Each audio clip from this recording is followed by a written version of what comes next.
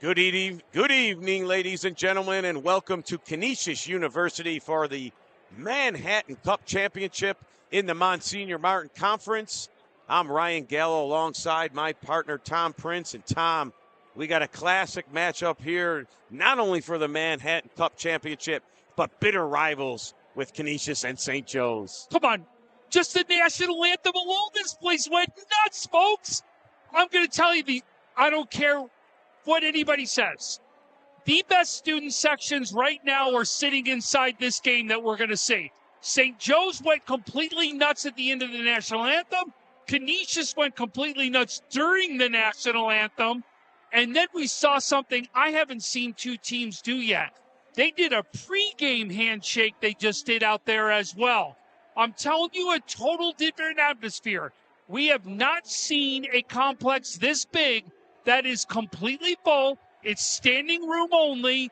And I'm going to tell you, folks, you may not be here, but you're going to hear the energy in this building, because I'm going to tell you, we got to scream on these mics just to hear each other right now. An electric environment to start this affair. St. Joe's and Canisius, the bitter rivals. But as you mentioned, Tom, the mutual respect amongst these programs, highly competitive, but yet run so well. And we talk about Canisius first and foremost, knocking off St. Mary's to advance in the semifinals here to the Manhattan Cup Championship, and St. Joe's, the Marauders, knocking off Nichols in a tough affair, 49-43 to advance out of the semifinals into the finals.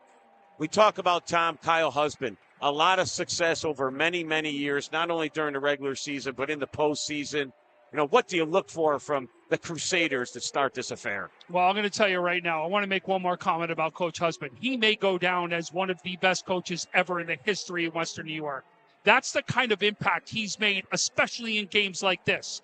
He always seems to know the right buttons to push, and as well as the right plays to call. He really does, and that's been the difference so far. He has always had these teams ready to go.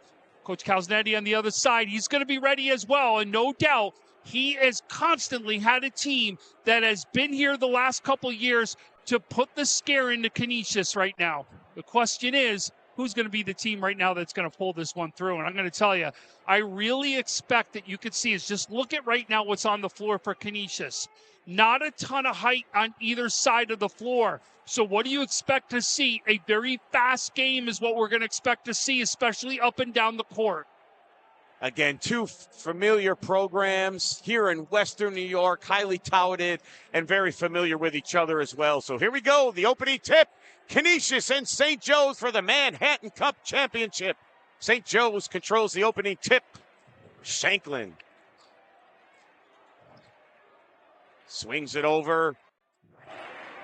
And there's Alexander with the ball on top of the key. He gets a screen up top. Good defense by the Crusaders. And there's 25, the big man there. Luke Clowen. He's inside. Alexander off the rim. And the Crusaders gather that rebound. Cullinan. Kick back outside. They swing it over to the other side. The Crusaders tack the baskets. And number 30 for the Crusaders, Askew, the senior shooting guard, opens up the scoring time for the Crusaders.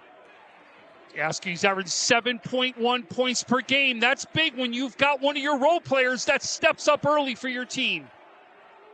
And there's Liam Haran, the forward from downtown, opens up the scoring for the Marauders. There's that steps up early for your team. On.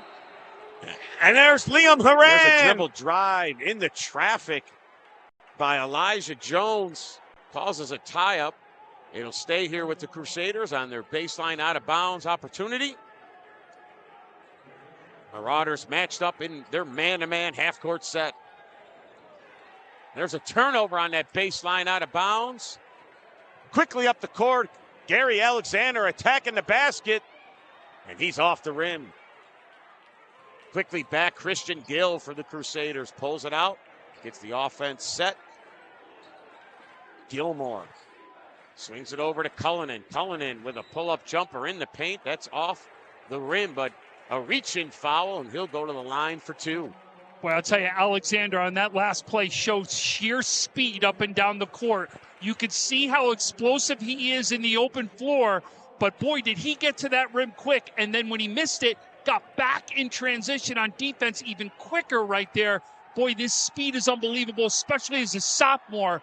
But how great does the future look for St. Joe's when you got 2 sophomores leading the way in scoring? You got Shanklin with 15.7. You got Alexander with 14.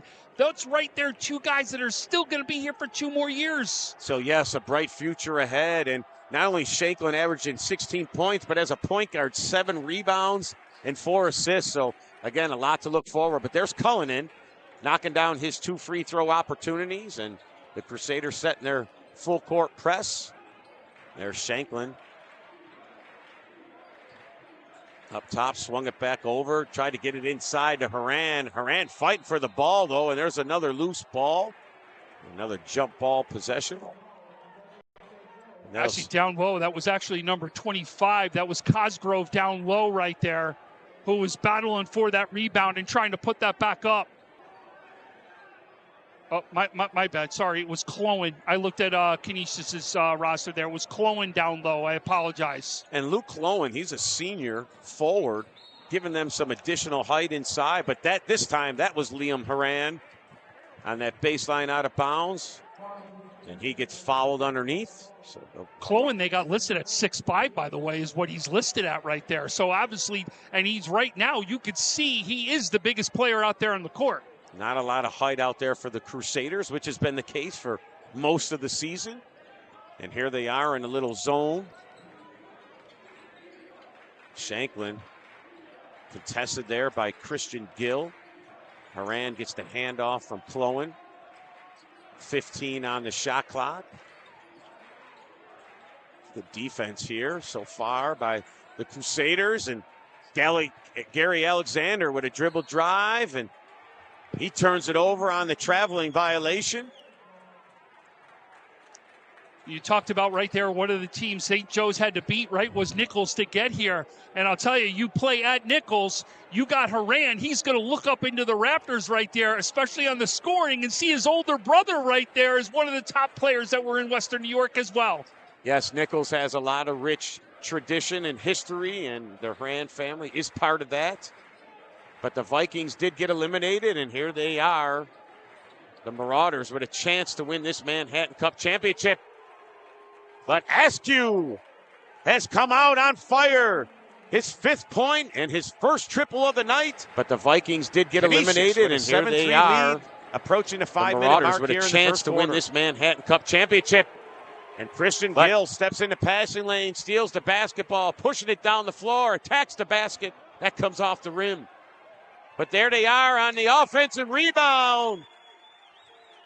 And number 22, Darnell Gallimore Jr. extends the lead to 6 for the Crusaders.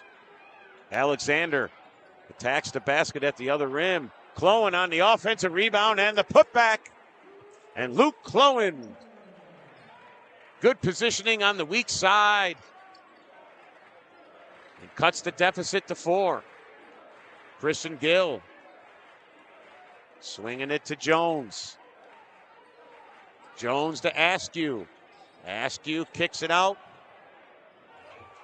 And there he is again, Gallimore Jr. from downtown. And it's a 12-5 lead early on here for the Crusaders. He averages 5.4 points a game. He's got 5 already here inside the first quarter. And Tom, we talked about it in the first contest. Your record doesn't matter and the stats don't matter now. It's a new season. And he stepped up early on in this game. There's a defensive rebound by the Crusaders. Cullinan to Jones. Jones on a drop step and the reverse spin. And extends the lead to 9, and a quick timeout here for the Marauders. 3:41 remaining in the first quarter. We'll take a quick break here on the Western New York Athletics Network. Build your next connection. Earn your next internship. Crush your next goal. What will you do next? Logistics Plus is a global transportation provider headquartered in Erie, PA with locations worldwide, including right here in Western New York. Logistics Plus is consistently recognized as a fast-growing transportation and logistics company, great supply chain partner, top freight broker, leading project cargo manager, and a great place to work. With a strong passion for excellence, our 500-plus employees put the plus in logistics. Or an efficient personal approach for all of your transportation needs. More information about our Buffalo office is available at logisticsplus.com/Buffalo.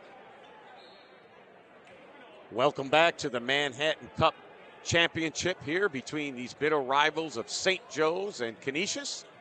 Canisius has jumped out to an early lead here, 14-5 with under 4 minutes remaining here in the first.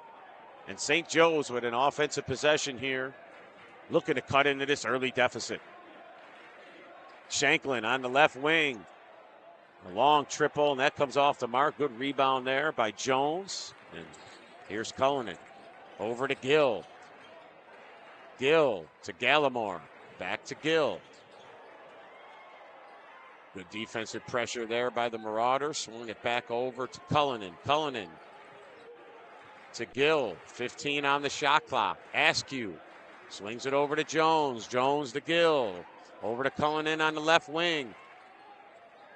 Good defense there by Clowen. And there's the steal by Shanklin. Up to Alexander, and he's fouled on the baseline. That'll be on the floor. And the Marauders, good defensive pressure there. They get a turnover. And great defense, especially the one-on-one with Clowen and Cullinan. And it's, in essence, a guard you're talking about against a big, so he really held his ground right there inside the paint. And it's really important for them to do that, especially with this early deficit. And here they are with 25 on the shot clock. Alexander at the top of the key against Gill. Tough shot, and that comes off the rim. Here's Cullinan to Jones. Jones to Askew. Askew from the right wing. That comes off the rim, but Cullinan with a good offensive rebound. Kicks it out to Jones. Dribble drive, and a nice reverse layup by Jones. Elijah Jones, Askew the from junior the right forward, wing. That comes 11 off the rim, but tonight. Cullinan with a good offensive rebound. Kicks it out to Jones. To 11. Dribble drive, and a nice Shanklin. reverse layup. Strong by dribble Jones. drive. He's fouled at the rim. You see that lane open up for Jones? We looked right down it. That lane was wide open. He took advantage of it, but used the left right there real nicely up off the glass and in. But what a great shot. That open lane opened up, and he was aggressive and took advantage of it right away. And one of the best ways or opportunities to exploit a defense is be able to attack those gaps in transition, right? Where the defense can't quite get set, and he recognized that gap, and he did. He took advantage of it and got to the basket very quickly. So Shanklin was fouled at this end of the floor for the Marauders. He misses his first free throw with 2. Couple substitutions. Number 12 for the Marauders checks into the game for the first time. Jazzy Lanzop, the senior forward. Shanklin misses both. So an opportunity squandered there by the Marauders. Good box out by Gallimore right there, though, to be able to get that rebound. Small things, and if you're doing well in championship games, you usually get rewarded at the end of the game. So Cullinan kicks it out to Askew. Back to Cullinan. Cullinan at the top of the key. Over to Gill. 10 seconds on the shot clock.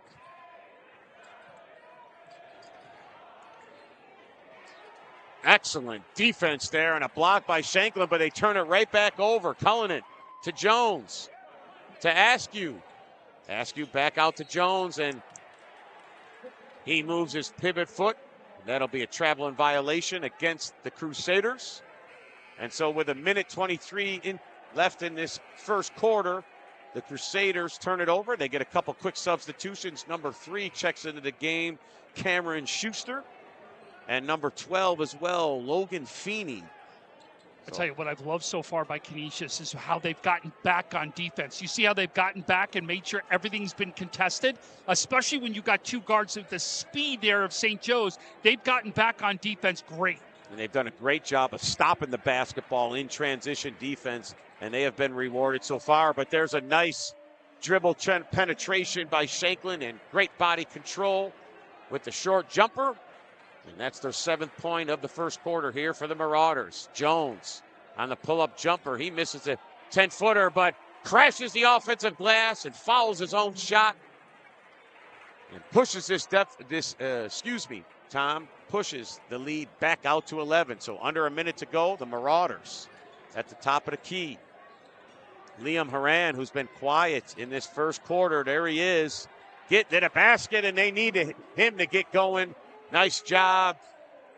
9th point of the night. And here we are with 20 seconds remaining in the first quarter.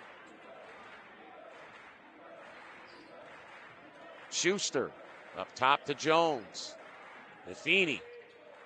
Feeney to Gill. 7 on the game clock. Jazzy had a turnover for the Marauders, but they turn it right back over. Feeney from downtown, and that's off the rim. And that'll end the first quarter here for the Manhattan Cup Finals. The Canisius Crusaders 18 and the St. Joe's Marauders 9. We'll return back here in a moment on the Western New York Athletics Network.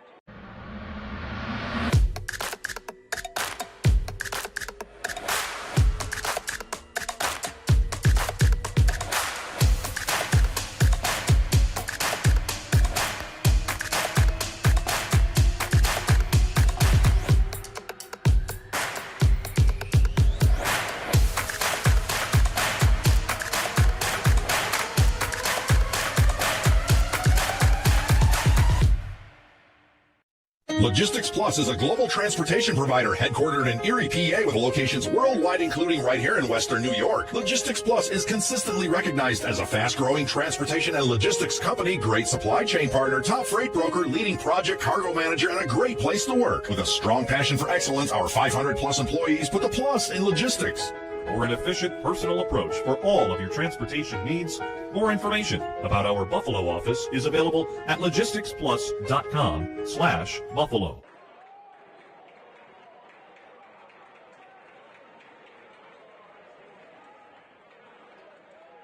Welcome back to the start of the second quarter here. The Crusaders with a 9-point lead as we begin the first offensive possession here for the Crusaders to start this second quarter. So the Marauders coming out in their half-court man-to-man defense. Jones. Good defense on the baseline, but finally a reach-in foul there. Horan. A little bit too physical on the baseline. Check that. That's number 0 for St. Joe's. Aiden Gunther, the junior forward. He checked in for the first time tonight. He's got a similar build, though, like he said, as Horan does. So I understand why you said that originally. And obviously he just checked in as well. So, and it looked like it was on the floor, but they called it a shooting foul. So he's got 2. And Jones knocks down 1 of 2. That's 7 for Jones here inside this game. And Elijah Jones, his 8th point of the evening, extends the lead out to 11. So the Marauders in an early deficit here in the first half. And a lot of it has been dictated by the good defense here, not only in transition, but in their half-court defense as well. So the Crusaders making it everything difficult at the offensive end early on here for the Marauders. And there's Liam Horan with a dribble drive on the baseline, attacking the basket.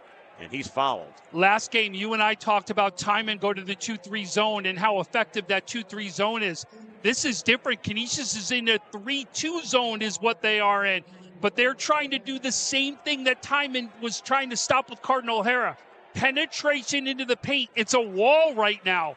It's a wall at the top of the key, and they are making sure that somebody's not going to dribble in and get through that zone. They're making it so you've got to pass down in that zone and do other things to get down low. And they've done a good job of applying those aspects to that zone so far defensively. So makes 1 of 2, cuts the deficit to 10. With just over 7 minutes remaining here in the first half. Baseline jumper, and that's off the mark for the Crusaders. Shanklin with the rebound. Pushes it up the floor in transition. A really tough shot at that end. And that comes off the mark. Cullinan up to Schuster. Schuster to Askew. Feeney out to Jones. Jones to Askew. And that's off the mark, but a good job on the offensive rebound. Kicks it out to Schuster. And he can't connect either. And then a reach-in foul by Askew. The hockey guys just showed up for Canisius.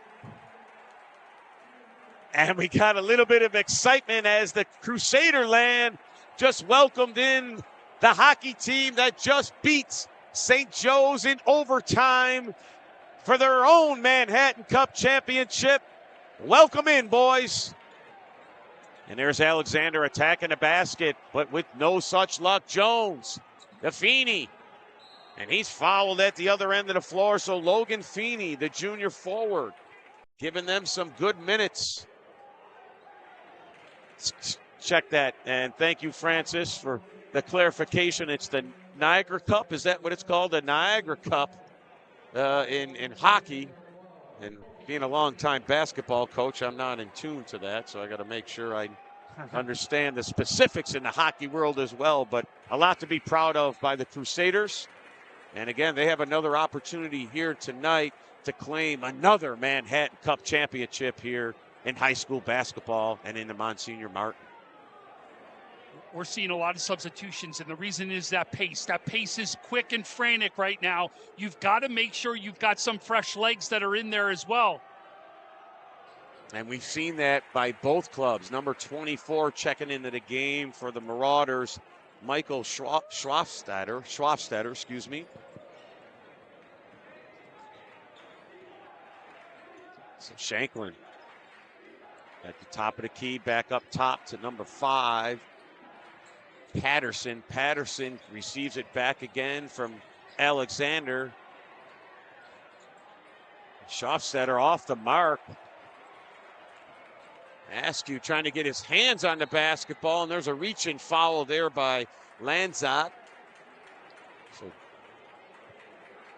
right now, to me, the biggest difference in this game is what's happening inside the paint. Think about the easy shots right at the glass that Canisius has. How many shots have happened over on St. Joe's side that's been easy shots for them right at the glass? There has not been many right there. Those have been the opportunities. And I love the way that Canisius has been fronting all these guys to making sure they can't penetrate. There's a good, strong penetration by Cullinan, but he's contested at the rim, and they turn it over. Here comes Shanklin. Dribble drive, and he's blocked and turns it over. So great transition defense there by the Crusaders.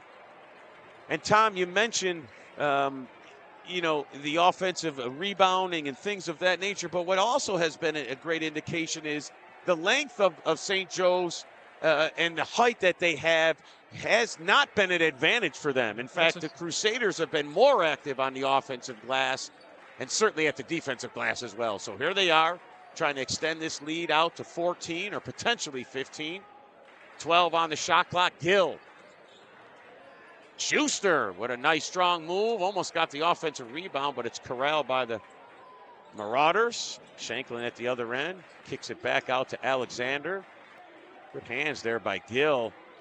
And Schuster giving him some good minutes. But there's Gary Alexander using his body underneath. Draws contact with an old school three-point opportunity for the Marauders. Something they desperately needed here.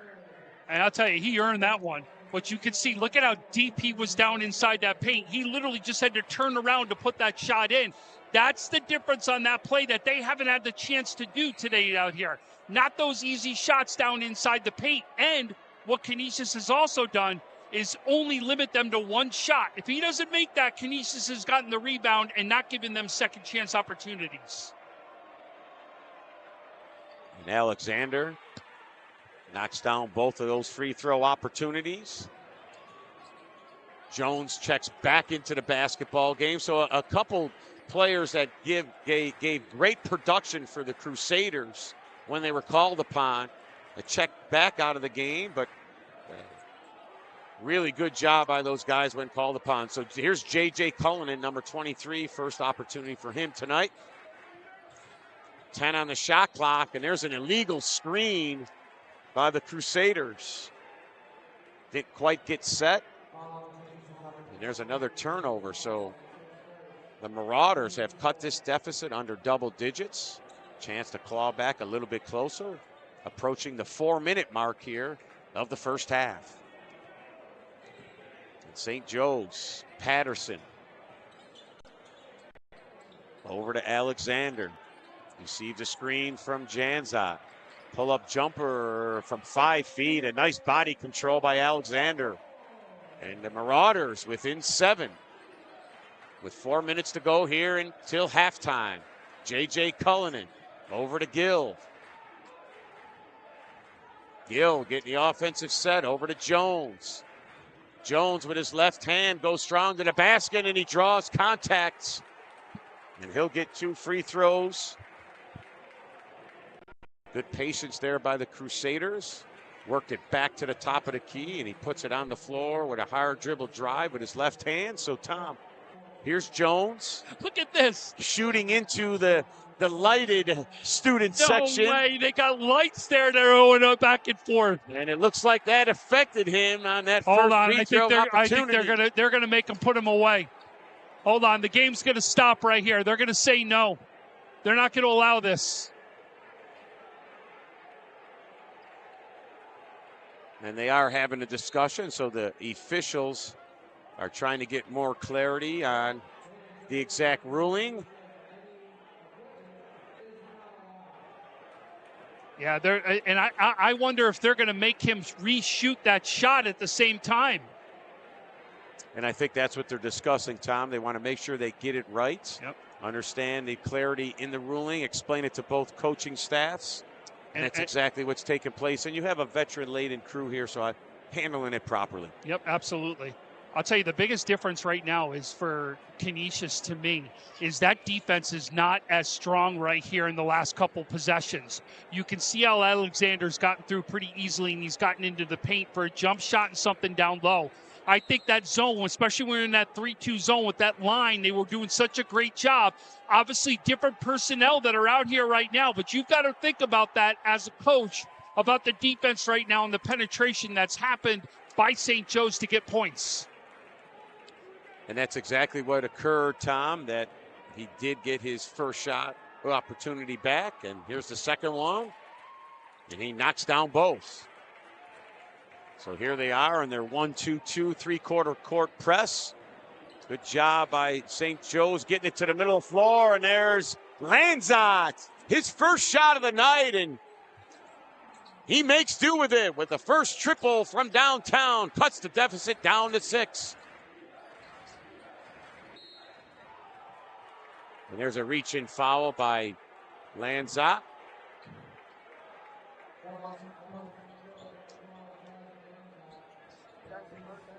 And that's their 5th one.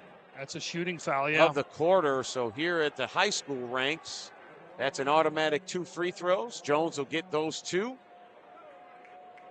Jones has already made 4 free throws today. He's got 10 points right now inside this first half.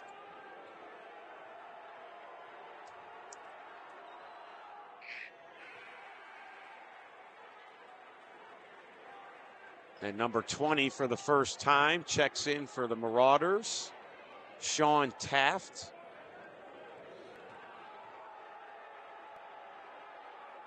And Jones makes 1 of 2, extends the lead to 7.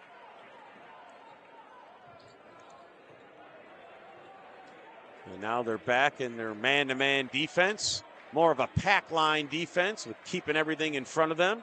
Alexander dribbling on the right wing. Good defensive pressure here by the Crusaders. They can't get it out of the corner. Finally, they swing it up top. Alexander with a pull-up jumper. That comes off the rim. He grabbed his own rebound. Can't put that one back. And then there's a reach-in foul as J.J. Cullinan corralled that rebound. And he's going to go to the line for 2. So that ruling of that 5th foul really does change the complexion of a game at various points. Oh, no doubt, it definitely does. But at the same time, we would be in foul problems right now if it was for the half. And we were talking about 7 1-on-1. Would already be there at this point too. if you think about where we were in the first half and how many fouls that happened in that first half. I agree with you. However, the mindset is different when you know you have two. That 1-and-1 concept, I really like the pressure that puts on you. You got to knock down that first one to get the second one. So certainly changes the mindset. However, Cullinan, no matter, made the first one, and he rims out the second one. And you could say it's even more impactful in the second half to me than the first half, especially when there's a game on the line and those knees are a-knocking when you get over to that line. We call that money time, right? So Alexander, here he is at the top of the key, gives it to Liam Horan on the handoff. And it's a blocking foul as the officials came together just to make certain they had the right call. Stepped in a little bit late, and Horan with an old school 3-point chance opportunity to cut this deficit down to 5. I think they're talking about whether they said the shot was good. That's what they're saying. So they're saying the shot counts. And that certainly looked like it was an and one. It was a continuation as he carried it to the rim. And so Liam Horan, he misses that free throw. J.J. Cullinan corrals the rebound and gives it over to Gill. So Gill with a 6-point lead for the Crusaders with 2.5 minutes remaining till half. Cullinan attacks the basket. That one was blocked on the back end, and there's Gary Alexander with great hands, but it rolls out of bounds. It'll stay here with the Crusaders with 32 seconds remaining on the shot clock.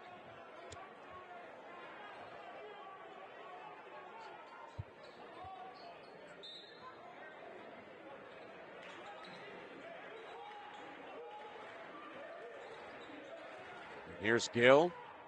Over to Gallimore Jr. Over to Jones. Back to Gill. Gill to Feeney. Excuse me, Fedrick, that is. And there's Gallimore Jr. with a hard attack to the basket. That comes off the rim. But there he is with an offensive rebound. Number 15, Cole Fedrick. Over to Gill. Gill misses the mid-range jumper. And finally, the Marauders get the defensive rebound. Shanklin at the other end. A little bit out of control, but what a athletic play. My goodness. J.J. Shanklin. And a quick timeout by the Marauders cuts the deficit to 4 with 1 minute and 44 seconds remaining. We'll take a quick timeout here on the Western New York Athletics Network. Build your next connection. Earn your next internship. Crush your next goal. What will you do next? Logistics Plus is a global transportation provider headquartered in Erie, PA with locations worldwide, including right here in Western New York. Logistics Plus is consistently recognized as a fast-growing transportation and logistics company, great supply chain partner, top freight broker, leading project cargo manager, and a great place to work. With a strong passion for excellence, our 500-plus employees put the plus in logistics. For an efficient, personal approach for all of your transportation needs, more information about our Buffalo office is available at logisticsplus.com/Buffalo. And we're back here live on the Western New York Athletics Network. 1 minute, 44 seconds remaining till half. The Crusaders had a lead up. Tom, they had an extended lead up till 12 at one point in this first half, but it's been cut in half. And here they are with an offensive opportunity. Under 2 minutes to go. And here's Christian Gill. Gill to Jones. Jones inside to Gallimore Jr. Back over to Jones from the top of the key. That comes off the rim. And a good rebound by Shanklin and a reach-in foul by J.J. Cullinan. And that'll be the 5th team foul by the Crusaders. And that'll afford Shanklin 2 free throws at the other end. Slowly chipping away is exactly what St. Joe's is doing, and they're right back inside this ball game right now. Tom, I had an opportunity to call the first St. Joe's Canisius game during the regular season at St. Joe's, and it almost seems like a similar complexion where the Crusaders built an early lead and St. Joe's came out at halftime. Now we got a full half ahead of us, but they then seized control of the game and made the winning play. So a lot to be said and spoken for here yet. But as you mentioned a moment ago, the Marauders are slowly clawing their way back into this game. And like we said in the last game, it doesn't matter what game you do. Teams are going to go on runs. Momentum's going to switch multiple times inside of the game, and this is just one of those momentum switches right now. Good switch of defense there by the Marauders on the on-ball screen action. There it is again, Jones. And that's a traveling foul, or excuse me, a traveling violation by Logan Feeney, the junior forward. And now with under a minute remaining, St. Joe's, for the first time in a long time, has an opportunity to tie this basketball game with a three-point bucket. Alexander to Lanzot. Lanzot over to Shanklin. Shanklin back over to Haran. Haran kicks it back out to Alexander. Pull-up jumper. Tough shot. And he does not connect. Jones with the defensive rebound. And the Crusaders looking to probably pull it out with a 3-second shot differential between the game clock and the shot clock. They pull it back up top to Gill, and Husband, Coach Kyle Husband, will exhaust his 30-second timeout here so he doesn't lose that in the first half. And we'll keep it here. But Tom, with 16 seconds remaining and a highly contested affair, a one-possession game. It's what we wanted. It's exactly what we asked for. And I'll tell you, it really has been a game of runs by both teams. And it really has been both defenses stepping up at different times. And you can see when it's really worked. You just talked about it just a minute ago about Joe's on how their defense was and how they're actually moving and helping each other out. Help defense is huge. And you know, sometimes one of the toughest things to teach out there because you got to leave your man out there. But I'll tell you, really, we're going to see some adjustments come into the second half. This is going to be a fun second half. And it's going to be, again, about runs. And both of these teams are really built similar. And that's the reason why I think you're seeing it play out the way that it's playing out here inside the first half. Absolutely. So here we are with 16 seconds remaining. The Marauders come out in a 2-3 zone for the first time tonight. 7 on the shot clock. Gill at the top of the key. Tough shot by Gallimore Jr. in the corner. And that'll be it for the half. So Canisius 26, St. Joe's 23. An electrifying first half, Tom. Back and forth, a game of runs. It always is. But we're going to go to halftime with the Crusaders leading by 3. Why don't you let everybody know what's going to happen at halftime? And at halftime, as we leave you here and we go into the halftime, we have a feature at halftime. Our main man, Frank Wolf, will be bringing in Keith McShay on a featured event and a halftime show that we will be bringing back here on the Western New York Athletics Network here in just a few moments. I choose this MOS because I like to work on things, have hands-on. Track is very important to the Army because it's a very versatile and just modular platform. There's several different variants, and that allows this one vehicle to do several different missions, and it's very important to support just the light infantry and their mission.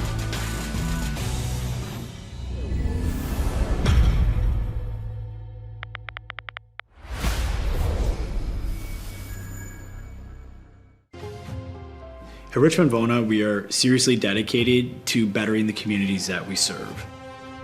You will get super high level communication, and you are getting a team of dedicated attorneys, paralegals. If you put your trust in us and hire us, we promise to take care of everything. Call us as soon as possible so we can start the investigation to fight to get you the settlement you deserve.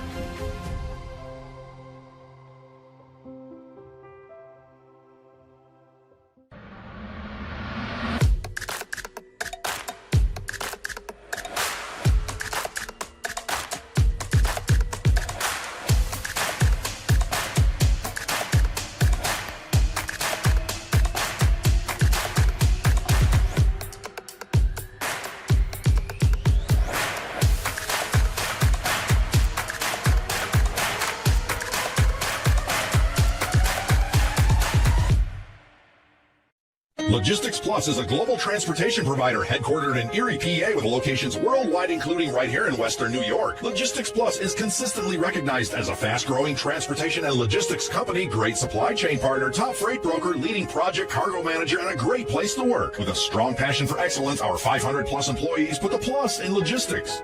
For an efficient, personal approach for all of your transportation needs, more information about our Buffalo office is available at logisticsplus.com/Buffalo.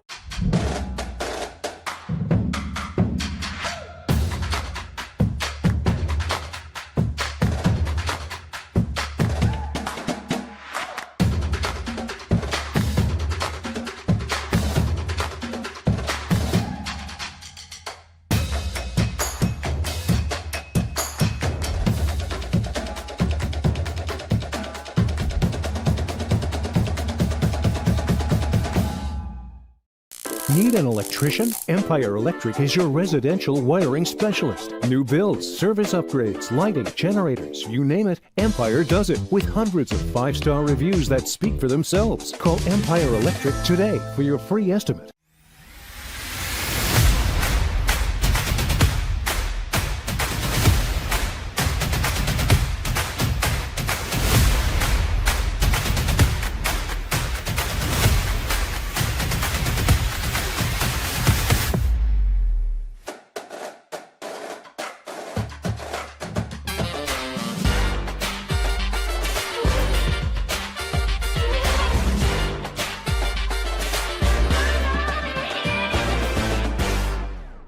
Choose the twos.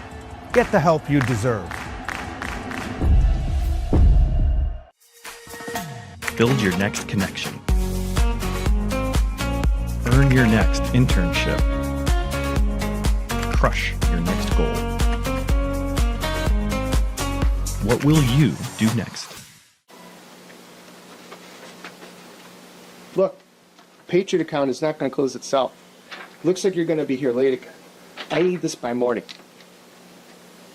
Oh no, not again. My son has a football game tonight.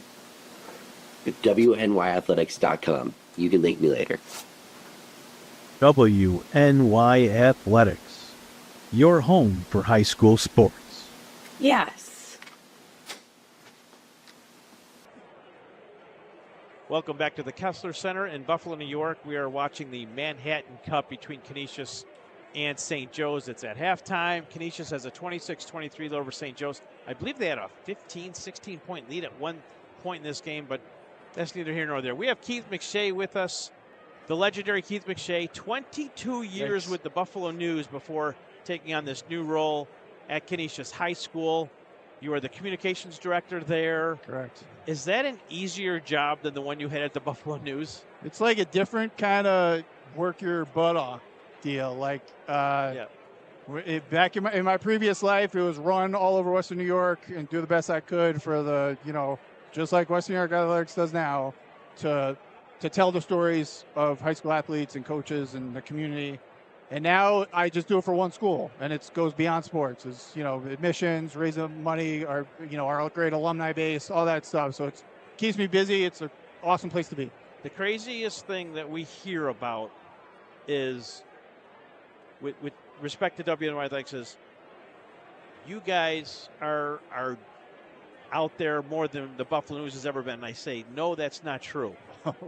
You don't remember Keith McShay, or you forgot how quickly you guys forget how lucky you were to have Keith McShay, because at one time, you launched the Prep Talk Live hashtag.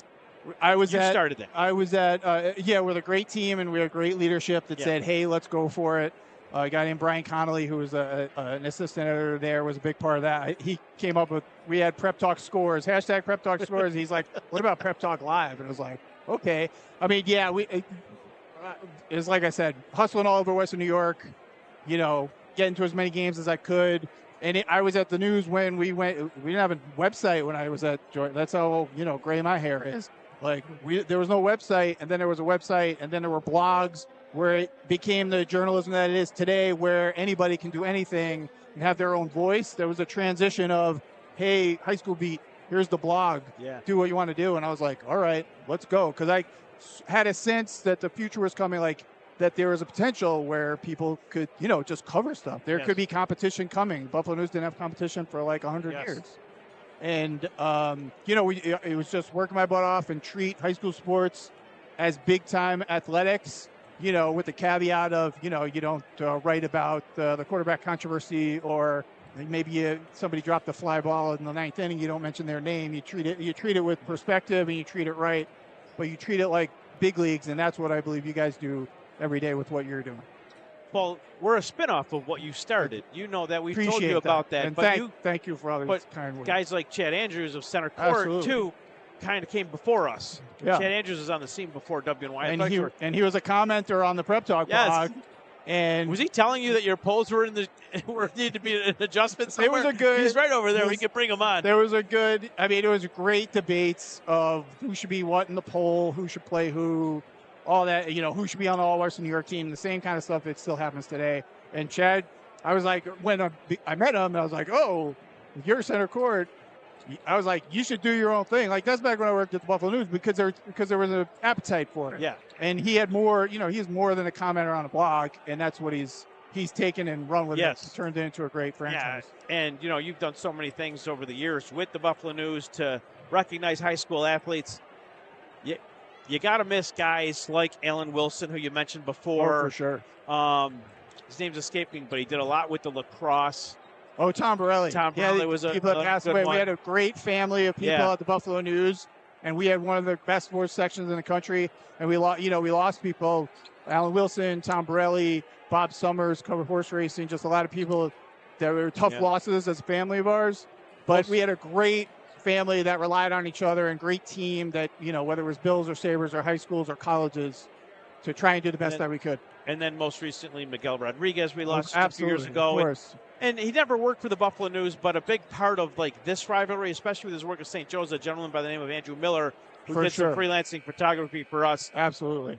You've covered your share of Manhattan Cups, Yale Cups, and Harvard Cups. What's the best out of the three? I got to put you on the spot. Oh, gosh. I mean, you can't beat. I mean, I work where I work now, so I can't not say this. But the atmosphere at this game, in this arena, where it gets packed for the big-time matchup for the Manhattan Cup, is really tough to beat. The Yale Cup is awesome, and all the championship. When you get to the championship level in high school in Western New York, it's fantastic. Keith, you do a great job at Canisius. We miss you. Thank you for everything you do. We got to turn the mics back to Ryan Gallo and Tom Prince. All right back at you. Great job, Western New York Athletics.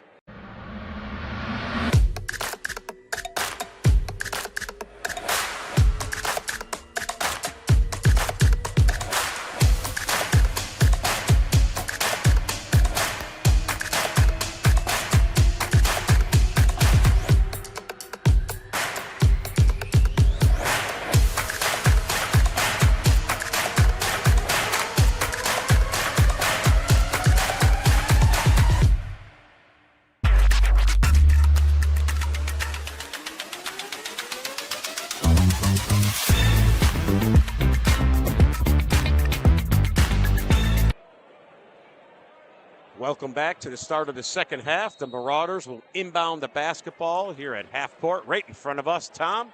And here we go for the second half. The Manhattan Cup Championship on the line between St. Joe's and the Canisius Crusaders. Shanklin at the top of the key. Get pressured there by Gill, and it still maintains possession. Nice drop step on the baseline, but he loses the basketball, and there's an easy run now for Gallimore Jr., who bangs it home for the Crusaders and opens up the scoring here in the second half. Lanzot grabs a hold of that offensive rebound, and a reach-in foul there by Cullinan. I'll tell you, Cullinan was on the bench for an extended amount of time inside that second quarter. And I do believe that was one of the reasons for the run, because his defense was absolutely incredible. So him back out on the floor right now is huge for Canisius. And even though he's only a junior, he has a lot of experience, and he's very savvy on the basketball floor. So he provides, again, a lot of that maturity and making good decisions. So there's Haran off the rim.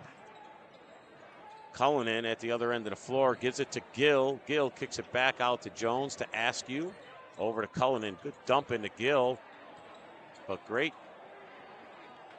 defensive rotation, and it finally gets back on top to Askew, and he pulls up for the mid-range jumper and extends the lead out to 7. So a quick 4-0 run by the Crusaders coming out.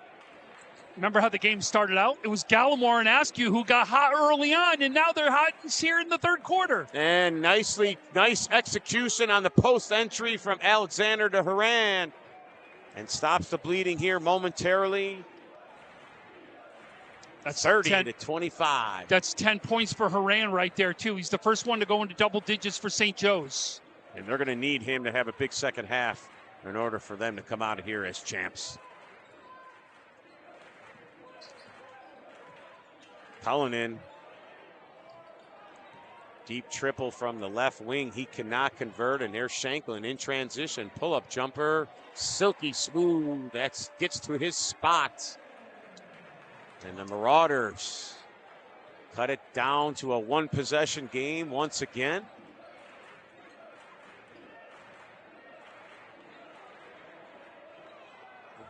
St. Joe's got lucky. They didn't communicate there defensively, but there's Gary Alexander at the offensive end.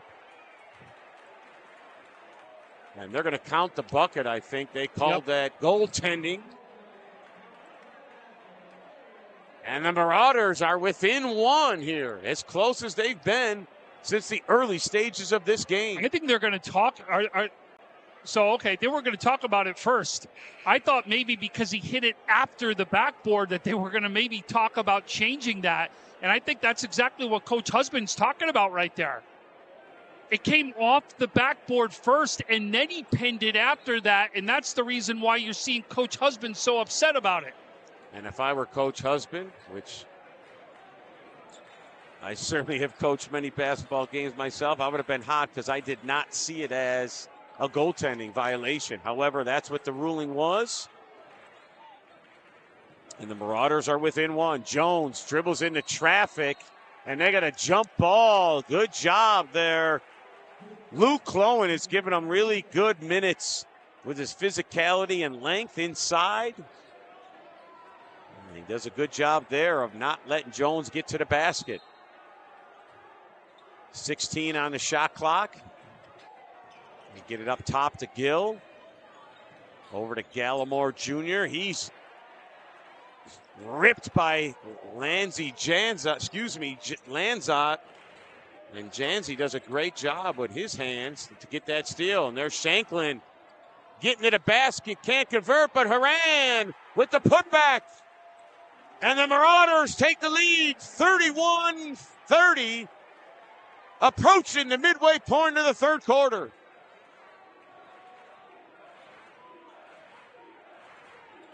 And the crowd has picked up. The Marauder faithful really getting into this affair. Good defensive pressure, but Lanzat with a reach-in foul. And Lanzat did not start this game, but he's been giving them really good minutes since he's checked in. And in fact, he started the second half. So Lanzat playing good minutes for the Marauders. Here's Gallimore Jr., the junior guard on top, guarded by Shanklin, and there's a reach-in foul. And that'll be the Marauders' third of the quarter. So you talked about how that could be more impactful in the second half. And when you go to the charity stripe, it's much easier to stay calm and get it, get a very nice look at the basket as opposed to going against that defensive pressure and that half-court defense. So here they are. Fresh shot clock. Dumped it inside to Askew. Askew kicks it outside to Gill. And Gill bangs a three right in front of the Canisius Crusaders bench. That's Alexander his first points of the quickly. game right there, too. Gill's first bucket of the night. The Marauders quickly back at the other end of the floor, but Canisius does a good job of setting their defense. There's Alexander with a strong take. And finishing off 2 feet, and we're tied again at 33. Gill.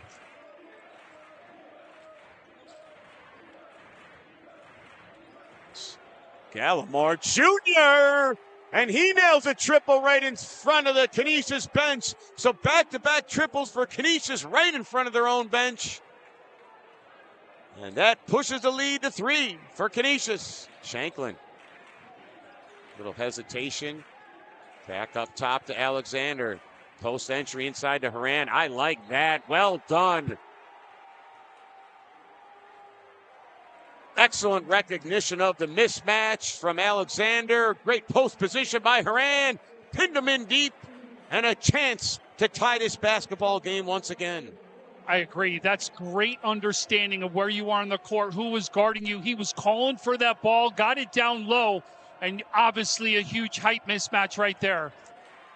And that's exactly what he does. He ties the game at 36. So back and forth we go here in this third quarter. A very entertaining affair against two bitter rivalries. Couldn't ask for anything more here, Tom, on a Monday night. And Gill's bumped there. By number 5, Patterson. And even though Patterson draws the foul, he's been making it difficult for Gill more often than not. Oh, absolutely. Well, he's only had one shot, right? That 3 that he took right there. Gill inside to Jones. And they doubled him, and good job by Patterson. Patterson quickly down the floor to Alexander. He attacks the basket. And a three-point play! Alexander! Explosive after the turnover.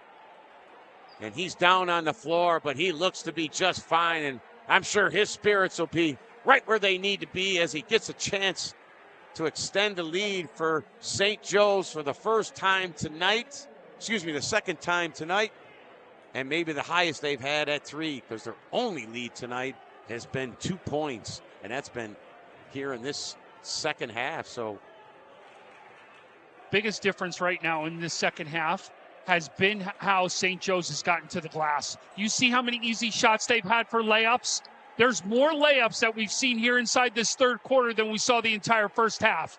That's the difference right now as to how they're getting to the glass. And there's been a more concerted effort, Tom, to get the ball inside to Haran, and even Clowen has been giving them good minutes in that department. And there he is, crashing the glass off an Alexander miss, but Cullinan grabs the defensive rebound, and there's a reach-in foul by Haran. Easy call there for the officials.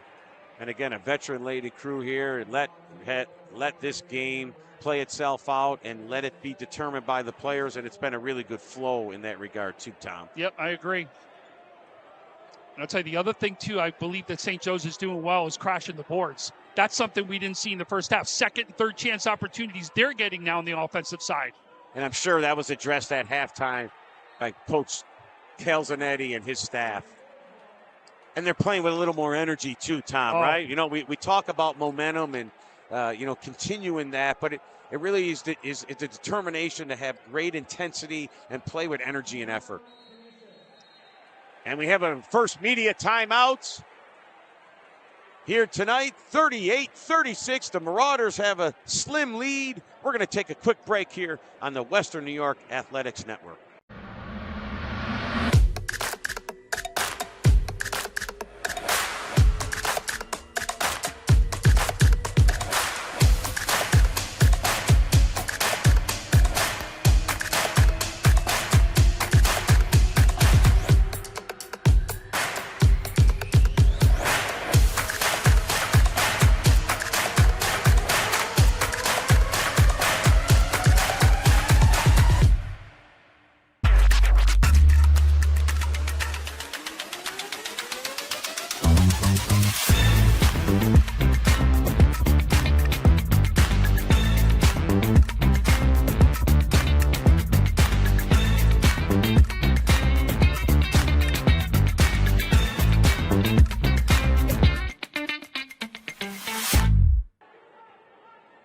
Welcome back as we near the end of this third quarter. Canisius comes out of the timeout, in a little zone defense. It'll that 3-2 matchup zone, Tom, you talked about early on. Alexander attacks the gap and a good look, but Haran couldn't hold on, and that'll be a turnover here.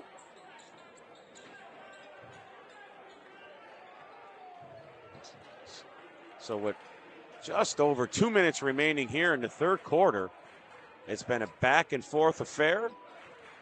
Canisius with the early lead and the early momentum, and St. Joe's coming out here in the second half and taking a stranglehold of that. And there's another turnover by the Crusaders, so that the defensive pressure and intensity, and really they've done a much better job on the rotations. And when the ball's been inserted inside, there's been some really good double teams causing some turnovers. And Tom, you mentioned it early on in this affair, the defense always leads and fuels your offense. No, there's no doubt. Absolutely. Good post entry once again. Patterson can't convert, and there's Gill grabbing that loose ball. Pushes it up to the left wing to Askew. Askew with a little bump. And there's a reach-in foul. And that's going to be the 15th foul. So, Tom, here it is, that ruling. 15th foul gives them an automatic a chance to tie this basketball game at the charity stripe. And with this game as close as it is, every free throw is going to matter in this one. So you're really going to see this come to fruition, that you've got to make those right now, especially in a 2-point game.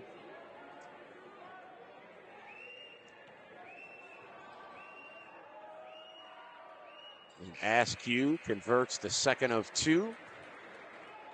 Substitution, number 24, back in the basketball game. Schroffstetter.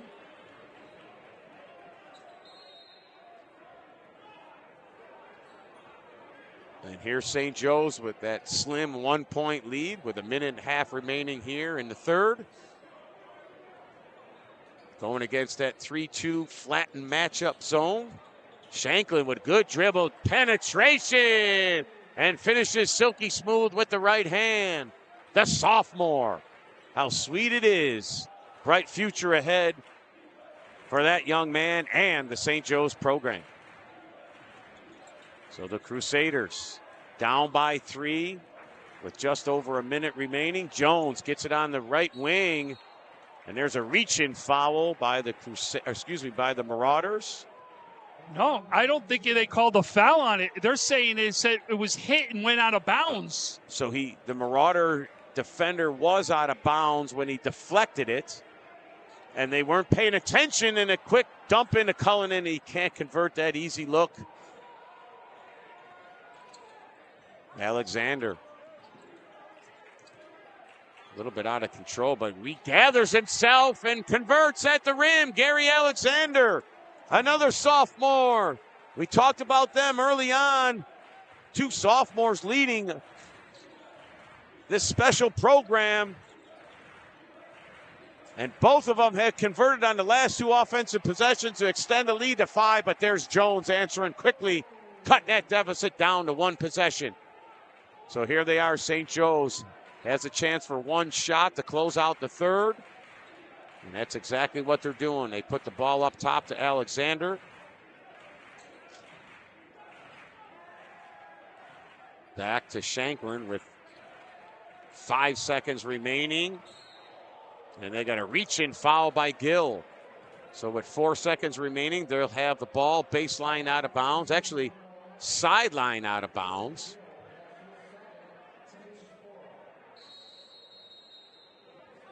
And a timeout by St. Joe's. So we'll stay here with that 30-second timeout. It's 42-39 with 4 seconds remaining here in the third, Tom.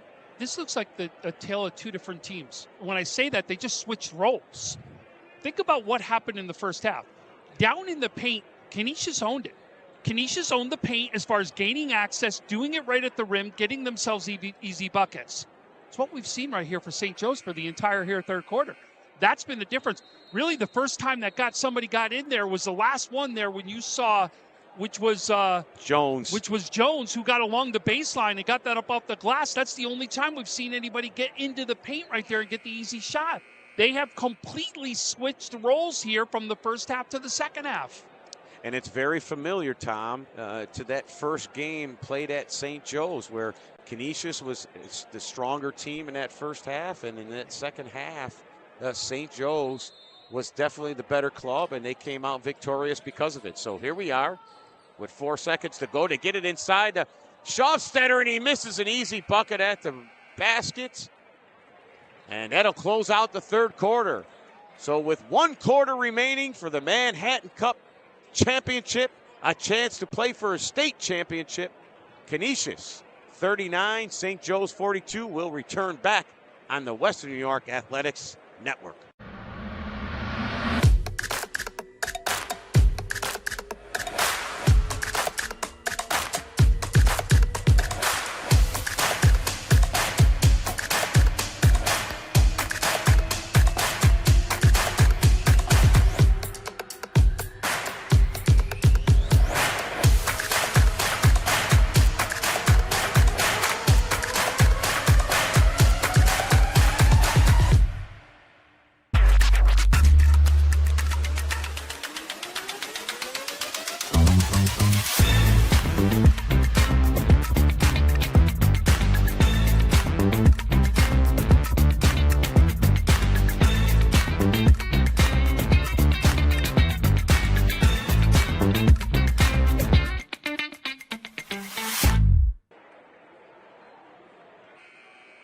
Welcome back to the Manhattan Cups Championship here between St. Joe's and the Canisius Crusaders. We have 8 minutes remaining, Tom, so 8 big minutes to claim the right to play for a state championship. That'll be held right here in Buffalo Sunday at the ECC Burt Flickinger Center. And this weekend, flip it, the girls, St. Mary's is going to also try to go for their state championship on the girls, but they've got to go down there to New York City for that one. So the upstate, downstate in the Catholic Monsignor Martin Championships, which happens every year. But here we are with the boys, and again, 2 storied programs, a 1-possession game. And St. Joe's here with 17 seconds remaining on the shot clock will inbound the basketball. Alexander. Dump it inside to Haran. This is where he's gone to work here. Comes off the rim, but there's Luke Cohen, the unsung hero, doing a lot of the dirty work tonight. And there he is with the offensive rebound and the step back on the weak side, pushing the lead up to 5 for St. Joe's. And here's Gill. Back up top to Gill. That's Schuster back into the basketball game. Gallimore Jr. And a big 3 by the senior shooting guard, Cole Frederick.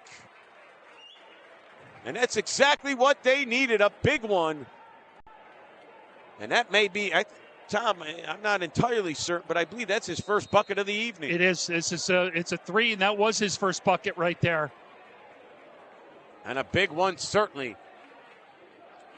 And here we are, just under 7 minutes remaining, a 2-point lead for the Marauders. And an isolation and a good play there where they went 1-4 high to lift and create space for Shanklin, and he makes them pay with the strong body and the conversion for a 3-point old school opportunity. That gives him 11 right there. But I'll tell you, to me right now, the last 6:51, the 2 guys I'm looking at inside this game are Alexander and Shanklin. Because if they keep doing that and getting down low, which we're constantly seeing, this is going to be a win for St. Joe's. That's got to be right now what Canisius has got to stop happening right now on the defensive side. And Shanklin knocks down a 3-point opportunity. Jones at the other end quickly. He gets his shot blocked. Here comes Alexander in transition. That's where he's electric, and there he goes in a basket. St. Joe's with a 7-point lead with 6.5 minutes remaining. The defense turning in the offense, but Gill quickly answers at the other end, and a timeout by Coach Husband. 49-44, the Marauders with just under 6.5 minutes remaining. We'll take a quick timeout here on the Western New York Athletics Network. Build your next connection. Earn your next internship. Crush your next goal. What will you do next? Logistics Plus is a global transportation provider headquartered in Erie, PA with locations worldwide, including right here in Western New York. Logistics Plus is consistently recognized as a fast-growing transportation and logistics company, great supply chain partner, top freight broker, leading project cargo manager, and a great place to work. With a strong passion for excellence, our 500-plus employees put the plus in logistics. Or an efficient personal approach for all of your transportation needs. More information about our Buffalo office is available at logisticsplus.com/Buffalo.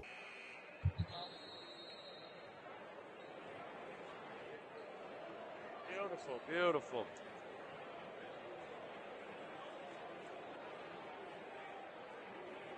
Let me know, Francis.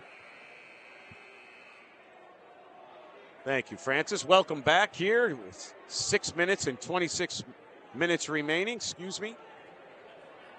Check that. 6 minutes and 26 seconds remaining on the clock. St. Joe's maintains a 5-point lead. They inbound the basketball and a chance to extend this lead. The two sophomore guards have been running the show all night, and here they are coming over to get the offensive set. Alexander was supposed to exchange with Shanklin, and a careless error. Good hustle back by Haran, but being a little bit too casual there on the exchange. That's the best way to explain that. It was a little bit too casual right there, and you saw, especially in this game, you know everybody's going to jump at any ball into the lanes. And that's, some of the inexperience as sophomores, but yet they've done such wonderful things. And there's Haran!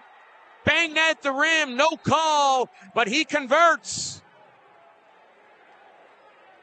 That's 17 for Haran right now. And a quick timeout by Canisius as the Marauders have pushed this lead back out to back out to 7 with just under 6 minutes remaining. And Tom, we're going to stay here with this quick break. It looked like a little bit of bump there. Haran got up and was pretty emotional. However, we got to keep our emotions in check, right? This is what we call the biggest part of the basketball game, the money part of the game, and can you make winning plays? And so far, St. Joe's has been more up to the task late in this basketball game. And I agree with you about the emotions in check, but I will say this. I like when my guy that's playing down in the paint, though, has a little bit extra right there, because you're going to be banging down low, and you got to have that little bit extra down in the paint to create that space, to be able to win that spot down there, to be able to go up and be able to get those points down low. And I thought it was a great timeout where it was able to calm him down, get him refocused on what he needs to do. He's been a huge part of this second half and the success that they've had. And here they are with a chance to defend. Canisius down by 7 with under 6 remaining. Jones to Gallimore Jr. Over to Cullinan. Back up top to Jones. Jones puts the ball on the floor with his right hand. Over to Gallimore Jr. in front of the Canisius bench. He can't convert, but Cullinan, strong offensive rebound and the putback. That's the young man that's got to get hot right now. He's only had 2 in this game. That's 4 points right now. You're talking about the leading scorer at 11.2. That's the guy you got to get hot right now if you're going to make a run here late. And he's also that same young man that knocked down the jumper at the buzzer right in that almost same corner, Tom. Over in that corner, yep. That's exactly it. Over in that corner. To knock out St. Joe's. But here they are once again. They miss at this end, and Gill quickly back up at the other end of the floor. Contested there by Janzot. And a great take by Cullinan. And you mentioned it, Tom. They need him to step up, and he has at the last 2 offensive possessions. A quick 4-0 run by Cullinan. This is a 3-2 again. This is where they did real well defensively inside the first half. Alexander settling for downtown, which is exactly what that defense wants you to do. That comes off the rim, and another turnover. So it was once a 7-point lead, now down to 3 with a chance to tie this basketball game with a 3-point bucket. He's asking for help. And he gets it from Cullinan. And Cullinan gets some space because of that, throws it up at the rim, can't convert. Ties it up with Haran, and it'll stay here on the jump ball. Canisius seizing a little bit of the momentum they needed to get back into this basketball game. Gill, and he's bumped on the corner by Shanklin. The first thing I did was look up at the fouls right after that happened to see exactly what it is. Only 1-1 right now, so it's not going to be some free throws that's going to come down to this game. I can't believe my eyes did the same darn thing, Tom. You got me trained back into the high schools. I better not fall apart during our playoff pro game. And there's a big triple. Christian Gill ties this basketball game at 51. Back and forth we go. Wouldn't expect anything otherwise. And a quick turnover. Cullinan to Gill. High off the glass. He can't convert. And Feeney appeared like he was fouled. Alexander from Haran. And he's knocked to the floor, but no call. Looked like there was contact on the shoulder, but none forthcoming. I'll tell you, I know Haran gave that up, but I almost wish he would have kept the ball right there. I think he had a better lane right to the basket than he did when he gave up that pass. I understand why he did. Alexander's so great right around the rim, but boy, that would have been the only thing I would have loved to see Haran hold on to that ball. And the officials are letting them play at both ends of the floor, so I have no issue with that. Lanza with the rebound, and no call there either. Jones, Askew from the corner, and a strong rebound by Shanklin. He pushes it up the floor to Haran. Haran can't make the layup, and it goes out of bounds. And it'll stay here with St. Joe. So a little frantic pace and a little helter-skelter at both ends of the floor. But Can understand why. Can I? You can certainly understand why. A lot on the line here with 3.5 minutes remaining. And there's Haran on the inbounds play and dribbles off the rim. So in close, 2 easy looks. Don't go down for St. Joe's. And here's Cullinan. Game's tied at 51. Good hands there by Haran. And a good outlet pass. Shanklin from Alexander. And St. Joe's reclaims the lead, 53-51, approaching the 3-minute mark here in the fourth. And Gallimore Jr. making sure the banks are still open late night on a Monday. And they reclaim the lead by 1. Under 3 to go. Haran from the corner. Doesn't go down. Gill with a 1-point lead. And a timeout by Canisius. So with 2 minutes and 38 seconds remaining, we have exactly what we want, a 1-point affair. We'll return back on the Western New York Athletics Network in a moment. At Richmond Vona, we are seriously dedicated to bettering the communities that we serve. You will get super high level communication, and you are getting a team of dedicated attorneys, paralegals. If you put your trust in us and hire us, we promise to take care of everything. Call us as soon as possible so we can start the investigation to fight to get you the settlement you deserve.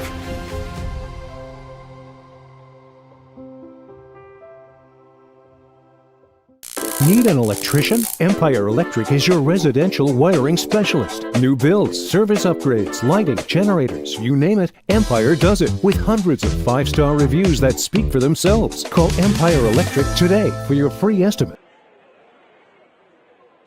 Welcome back on the Western New York Athletics Network.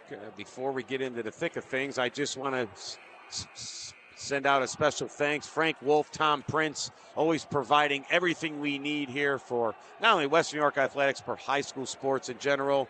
Our technical director, Francis Beck, and our cameraman, Mike Goodberry. Appreciate all your efforts tonight, gentlemen. And here we go. 2.5 minutes remaining for the Manhattan Cup Championship, a 1-point affair. Canisius' ball with 15 seconds on the shot clock. Gill to Jones. Jones picks up his dribble, and it's a traveling violation. Good denial there by Patterson as they were trying to get the ball back to Gill. Are you shocked Horan's on the bench right now? I am a little shocked. I don't know if it's something that happened to him physically. We didn't see that, Tom, as he came off the floor, but he is not on the floor in the most crucial minutes of this game. Alexander dribbles into traffic and turns it over. Gallimore Jr. back up to Cullinan. Cullinan guarded by Shanklin. Good defense there by Shanklin. Still Lanzot on Gill. 15 on the shot clock. Gallimore Jr. swings it across the court. Askew catches it on the right wing. Back inside to Cullinan. Cullinan. He's fouled! And a big three-point opportunity for Cullinan.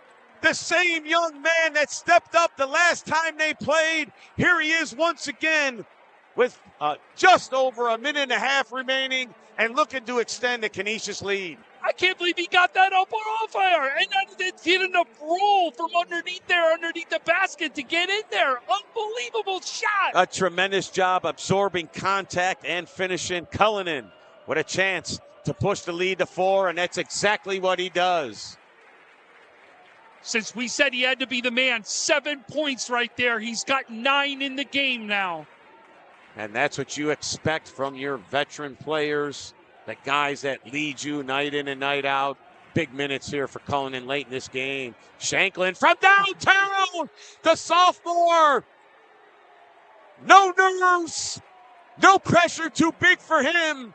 He converts and cuts the deficit down to 1 with a minute 20 remaining. We'll return back here on the West New York Athletics Network in a moment.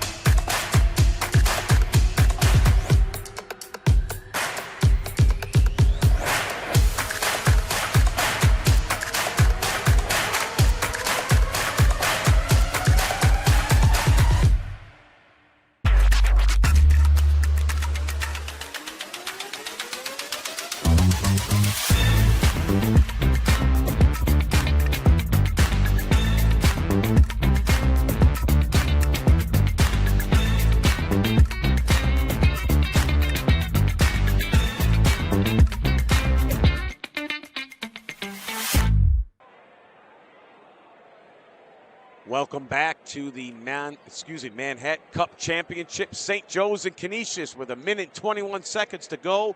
It's a 1-point affair. Canisius' basketball underneath their own basket. And here's St. Joe's in their full court pressure. 57-56, Tom. Boy, we were having a lot of fun on a Monday night. We used to call that Big Monday for the college ranks back when I was growing up. But Big Monday here in Western New York for the high school ranks. Gill, tough shot, comes off the rim, and it's corralled by St. Joe's. A chance to take the lead here, approaching the 1-minute mark. Shanklin up top. Man-to-man defense here by Canisius. Staying here is Gill with good ball pressure. Almost went out of bounds by Shanklin. So Shanklin will inbound the basketball. 17 seconds on the shot clock. Alexander guarded by Gallimore Jr. 10 on the shot clock. Back to Lanzot. Lanzot swings it to Patterson. Patterson to Horan. 4, 3. And Shanklin is definitely fouled with 1 second on the shot clock. Wow. My goodness. You couldn't draw it up any better than that. Exhausting a lot of time on the shot clock and getting a chance to take the lead from the free throw stripe. And Tom, also, this allows you to set your defense. Very important in late situational games. Can we have the opportunity to set our defense properly? And Shanklin, this is the first of 2. Shanklin with 17 right now inside this game. He had 9 inside that first half. He's now got 8 right here. And Shanklin misses them both, but grabs his own rebound. He's bumped at the rim, and he'll have a chance to go again to the charity stripe. What great determination by this young man. Knowing he missed the second one, was so determined to grab that offensive rebound. He grabbed it in traffic, put it on the floor, and went strong to the basket to draw contact. So here he is once again. And we work on these constantly in practice, Tom, and yet you never can simulate the pressure that he's facing right now at the line. Or I'll even say not even the pressure, but sometimes you can't even mimic how tired the legs are. It's one thing to get a great workout or a crazy workout, but it's another thing to have it on the game with the pressure and the tired legs. And he missed 4 straight. And St. Joe's was looking for a quick steal, and then they had a foul. So with 27 seconds remaining on the shot, 27 seconds remaining in this game, we got a timeout by Canisius. And Tom, we're going to stay here. So set the table, Tom. 27 seconds remaining. First of all, right now, if I'm in that St. Joe's huddle, I'm all over Shanklin to pick him up. Don't put your head down. Don't get negative right now. We're going to get a chance. You're going to get a chance to be able to win this game. Don't go negative right now. We need you. We need you more than ever. And they got over your Canisius. They got a guy they want on the line. Gilt can shoot the ball. He's going to get a chance to be able to get ready to shoot as well. Well, I'm sorry, actually, foul 3 there. So you're going to see right now, St. Joe's is going to have to foul here, not only once, but twice, to be able to stop that clock and put whoever it is at the line right now to try to finish this game off, because if Canisius goes ahead, it's a win for them. So we're going to see fouling here the rest of the way. And the approach that St. Joe's needs to take as they come out of the huddle, you're looking to full denial everything. If we can get a first initial steal, we'll take that, obviously. If not, then we have to look to foul, and we have to do it 2 different times. And you bring up a great point. Shanklin's certainly disappointed he missed 4 straight free throws. However, this game is certainly not over. We have plenty of time. 27 seconds is a lot of time in late game situations. And quite frankly, Canisius still has to inbound the basketball, and that's not that easy. Easier said than done in late game situations. And eventually make free throws, because they're going to need to make those free throws too. And there's Gill. They quickly get it into him. And they play a little keep away, exhausting a lot of time on that game clock. Good job by Canisius. And so St. Joe's with that 4-team foul. They're going to have to do it one more time. See if they can get an initial steal. And they have to foul immediately. And that's exactly what happened. So Cullinan comes to the basketball, and he's fouled by Gary Alexander. So with 18 seconds remaining, Cullinan with a chance to extend this lead to 3. And does Canisius got the guy they want on the line? Because that's exactly who they would have wanted to put on the line right now.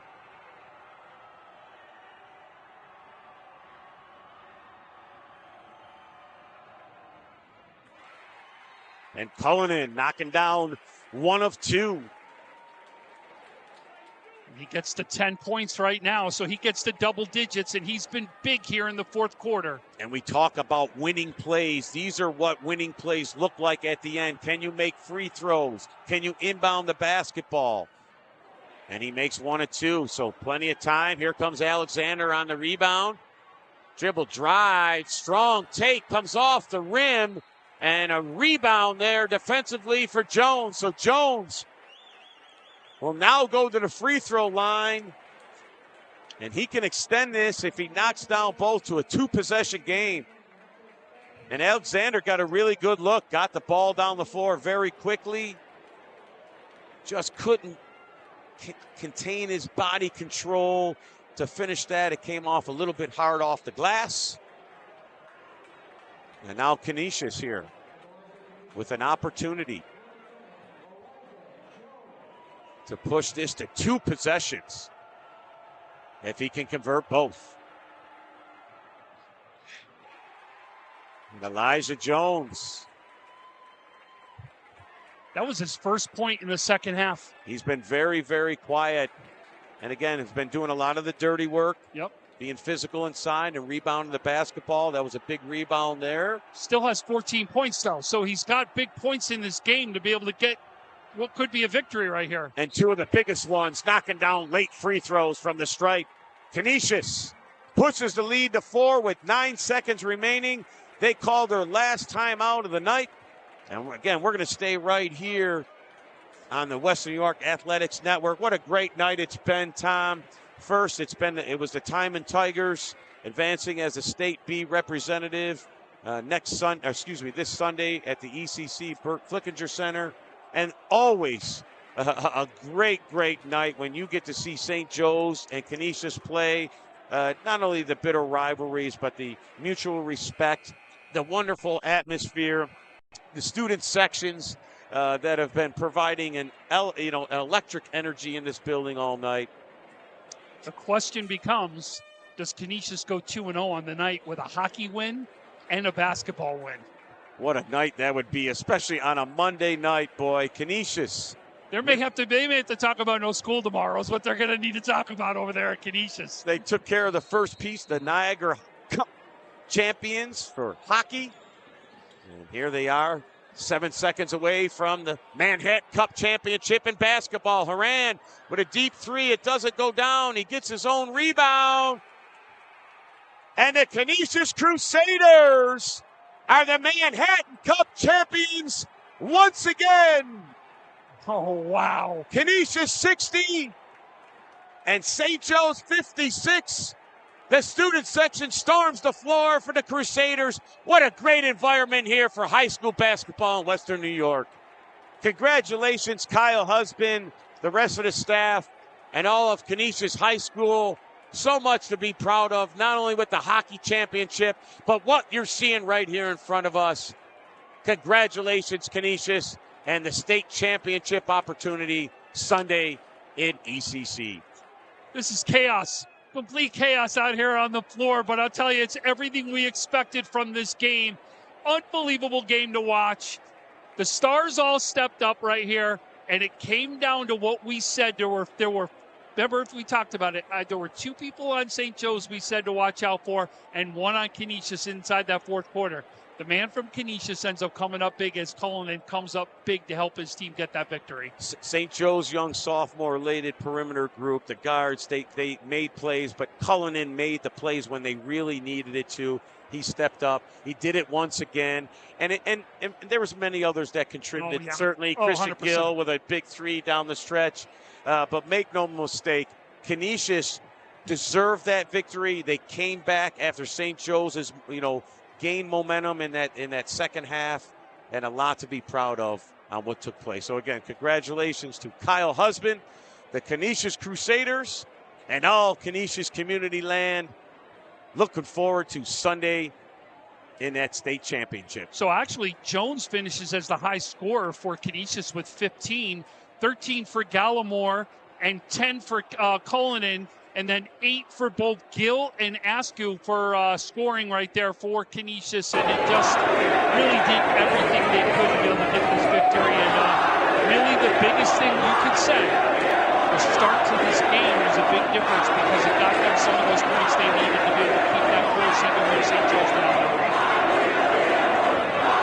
What a great night here at Canisius University. That'll close us out. Again, special thanks to Frank Wolf and Tom Prince, all the gentlemen, Tim, Gardner, everybody that does so many wonderful things for Western New York Athletics.